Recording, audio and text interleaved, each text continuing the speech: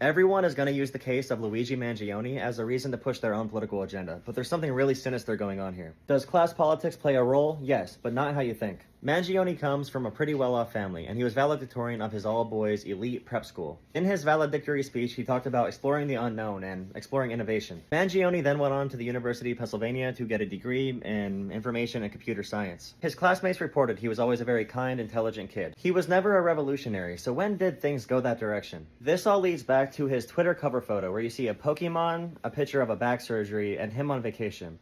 There is a date where he disappeared, where he got a terrible back injury, he got surgery for it, and after that, we don't know what really happened with him. Everyone's taking an interest in his Goodreads profile, and the books on there are pretty recent. You can go see the trend where he begins reading books about back pain, then he slowly goes into anti-establishment podcasting like Joe Rogan, he reads Elon Musk books, he reads J.D. Vance books, he reads a bunch of centrist or, so-called centrist or center-right sources. A lot of these anti-establishment conspiracy sources in which he probably found refuge in. He was a huge fan of Andrew Huberman, Jordan Peterson, Peter Thiel, and also the Lorax. Then you see he starts to review the Unabomber's manifesto. So I'm sorry to say to right-wing pundits, this was not a leftist. This was not a leftist at all. Think about what we have so far. A curious, intelligent mind, and he follows Joe Rogan after suffering some type of back injury, researches back pain, and as a result of Joe Rogan, we might see the influence here. He then pursues psychedelics. Remember, this is all a theory, but he changed when he got this back surgery. We don't know what exactly happened, but he was researching ways to manage pain.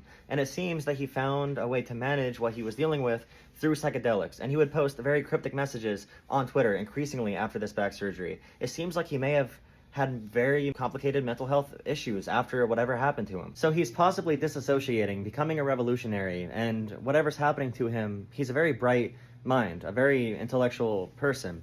And that becoming distorted is a very common scenario when you see people like the Unabomber. That was a very intelligent person who was concerned about different issues in society. He suffered from mental health issues, and then he decided to act as a revolutionary. It's so complicated and tragic, and he said that he did not want to do this in his manifesto, but he needs to take care of these parasites. Someone needs to do it. He doesn't want to cause any trauma for anyone. He apologizes for trauma, but he doesn't believe peaceful protest is ever going to work. Please do not use this person for your own political ambitions or political ideology. You can talk about how this revealed a lot about our society and culture, and it showed a lot about what people feel about CEOs of these insurance companies. We can also, and probably should, have a conversation about how Joe Rogan, Jordan Peterson, and Andrew Huberman attract so many paranoid men who feel so desperate in society, so isolated, to the point where they need to act out in a revolutionary